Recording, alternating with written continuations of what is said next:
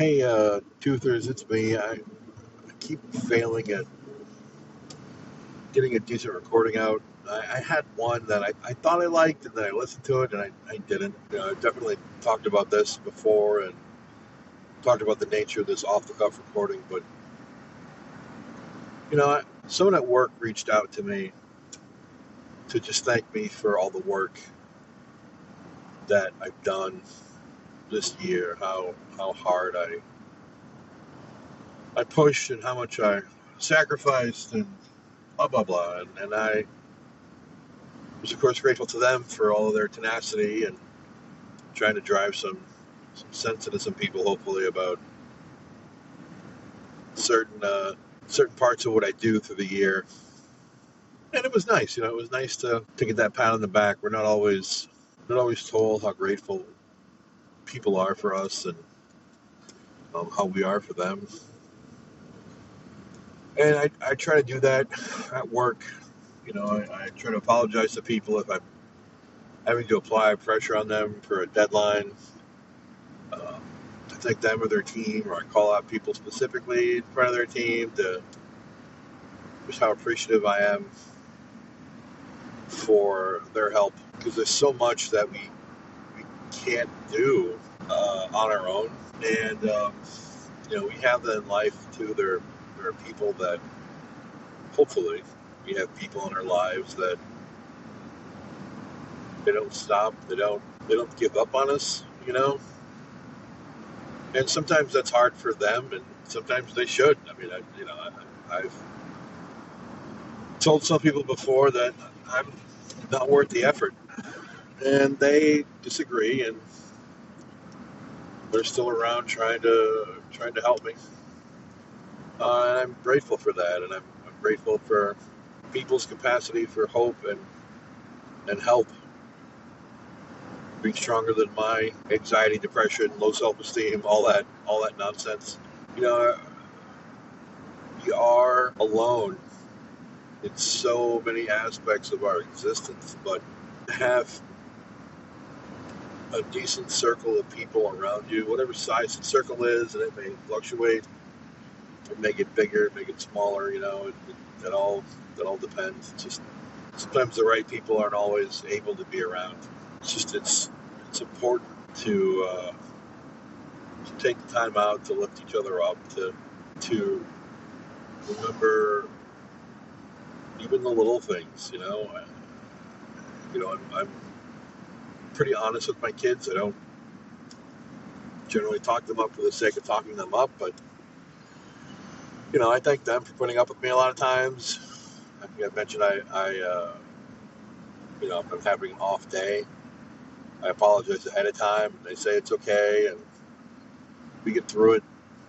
And maybe I tell them too much. Maybe I put too much reality into their heads. But I mean, more my older son, who's a teenager now, as opposed to my younger daughter. But she'll get some dose of reality as she gets older too. It's a matter of what I think they can handle, I suppose. And I think they're grateful for it. I think they understand that I can trust them enough to have these conversations. And I try to tell them how I would have done it differently, right, or what they should be looking to avoid. Also looking to avoid other things. I mean, it's hard to be like, oh, avoid everything that's bad. Well, what's bad? I don't know. I mean, some things I do, but some things I don't know right away. It can be tough to try to predict that future for them, especially knowing the mistakes I tried to avoid. I ended up making other mistakes instead, because of course we're going to make mistakes. We're all learning how to be ourselves. Just fundamentally, my complaint about mortality is it's too short. We don't all have enough time to get through it, to sort through it, to come out, the other end is something that we can be proud of. And that's I'm sure that's part of the psychology around all these, we call them death cults, but they're really trying to hold on to some concept of immortality, whether it's reincarnation or an afterlife.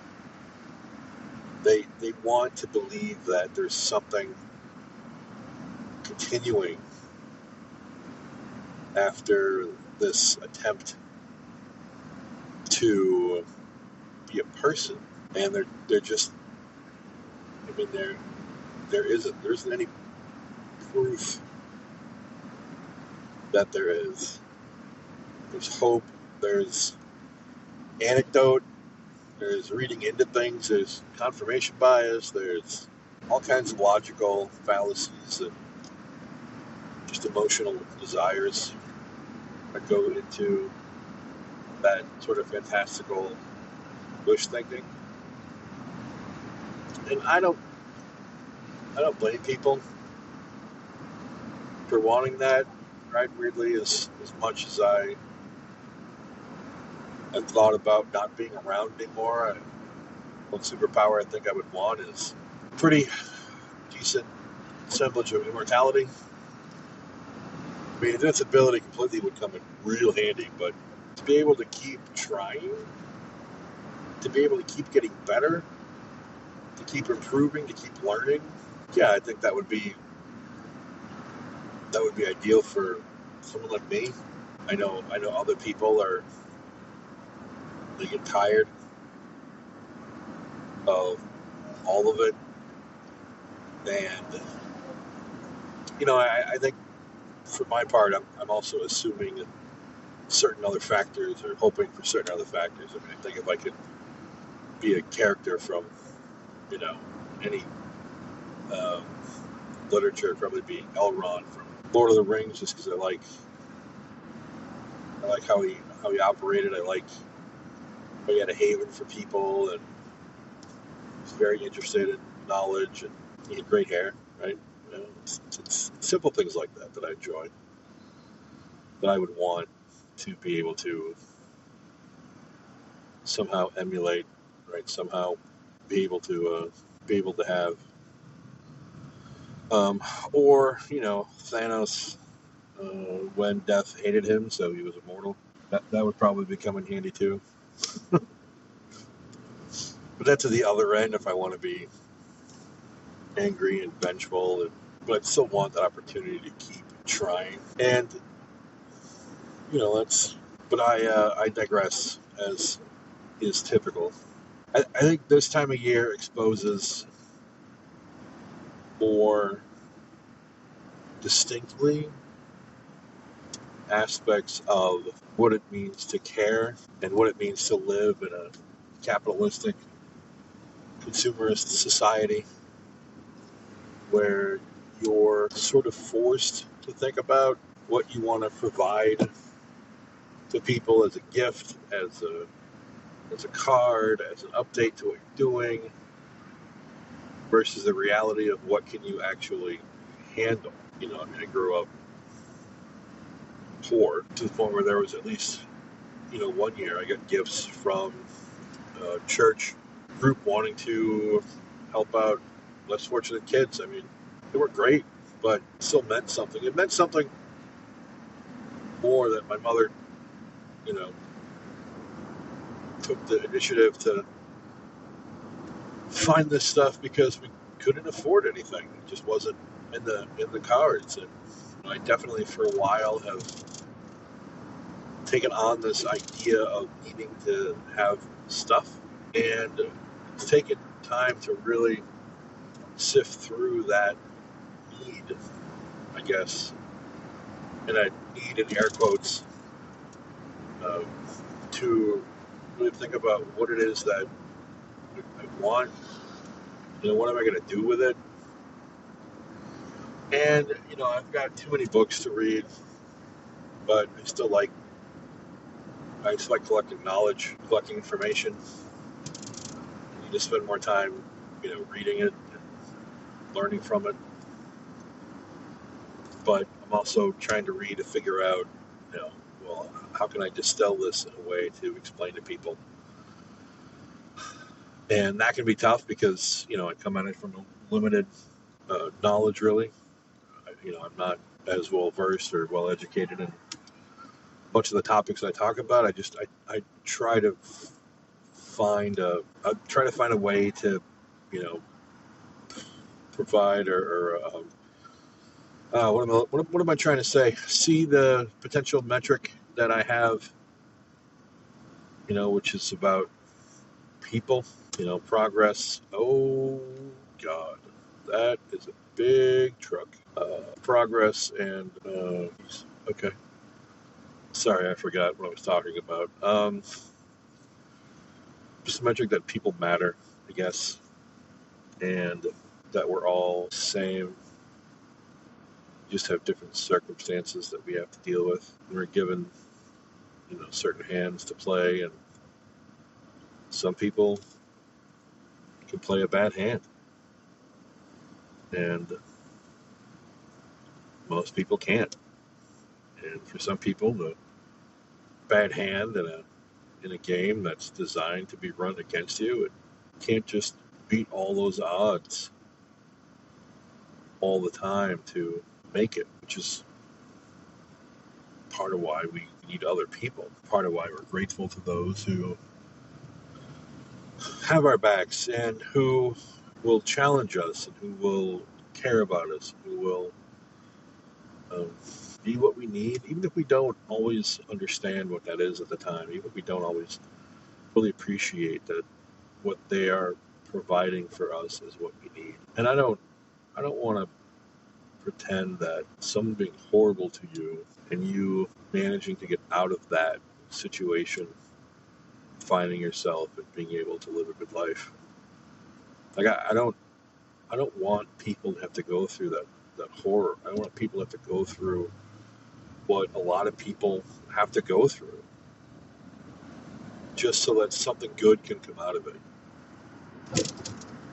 Like I get the sentiment. I get wanting to try to put a positive spin on things, but in the moment, it just sucks, and that's fine to acknowledge that. There was a case in France where 51 men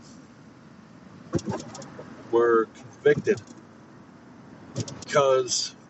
and are going to jail for various times because this woman's husband, the ringleader who was going away for the maximum sentence, would drug her and then have these men come over and he'd videotape it. She was not consenting. She did not consent to the event. She didn't consent to even being, drugged and knocked unconscious to have this happen, so that she just wasn't aware of it. And she had the option to remain anonymous. She didn't. She wanted it to be public. She wanted to flip that script on the shame of what they had done. Right? We so often shame survivors. We'll call them victims. We'll treat them as though they were somehow at fault sometimes, or they were, culpable, that in some way they were enticing, right? The whole victim blaming, victim shaming, when this is an obvious, in-your-face case of just pure, it's evil. I don't know. I don't want to toss that word around quite so easily. It's in large part just a kink of her husband's, but it's not a victimless kink, right? It'd be one thing if she were into that. She was not. What he did was he treated her like property to destroy, to abuse. How do you tell somebody you love them and yet that's the way that you use them? So while, if we look at it in a large enough perspective, she was taking her power back by doing this, by stepping out in front of the cameras. I can't remember her name. It's very French, so I'm not going to try and put it together in any way, shape, or form. But, it's brave, it's heroic. Not everybody has that strength of will. Not everybody can do that. There are a lot of people that suffer in silence. They suffer under different levels of pain and terror that most of us really can't begin to comprehend. And we may try to gain some perspective. We may try to understand what it might be like, and we try to talk to people that can give you their story and a sense of what's going on, and we can look at statistics, and we can see there are groups that are out there like CASA who try and help abused kids, and they have to see some of the worst of the worst, and there are other organizations and the people that do that. There are people that focus on hospice, where your entire job is trying to just help people peacefully pass. Right? I mean, if you're doing that kind of work, that's like a calling. Like that's not just something that you do. You don't just wake up and put that on your resume, right? That's difficult work. You have to have a certain kind of character in order to do that. I like to listen to people, and I've been told I'm a good listener, and sometimes I can offer some amount of minimal insight, but I don't think I could be like a therapist or counselor or whatever. I just, that's, to do that day in and day out. I mean, the amount of energy it takes to dissociate to some extent, right? I mean, you want to help people, you want to feel for people, but you can't put all your emotions into all those people all the time. You have to elevate above that to try to provide some kind of clarity, right? And that's the game that we have to play sometimes. We have to be able to, if we really want to be supportive, sometimes we have to say things that people don't want to hear. And I think it's easier at times when it's someone that you know to have them tell you, but it can also be harder because you think they're on your side, and when they say something you don't like, it can feel like an attack. So it can be difficult to know which people are on your side or not. I think it's a lot of it is a matter of trying to think about what that person's motivation is, what it is that they're doing kind of with you in the first place, right? Like if you have a sense that they're out to get you or out to mess with you, you're going to look for that, and you may see that in everything that they say. And if you think that they're always got your back, you're going to potentially overlook things that they may say, right? You definitely have to remain on your guard at some level, but I think if you have people in your life that you learn to trust, it's comfortable to not see a flaw, not see fault, not see something that maybe wasn't there before. We have to protect ourselves, but it is good to have people that we know we can rely on, even just to hear us out. Not everybody is going to do everything that you want them to, or that you might think you need them to. Not everybody is capable of all of that. But for those that are doing that for other people, I mean, those people are heroic, right? Sometimes we need a little rescuing, and because we can't do it alone.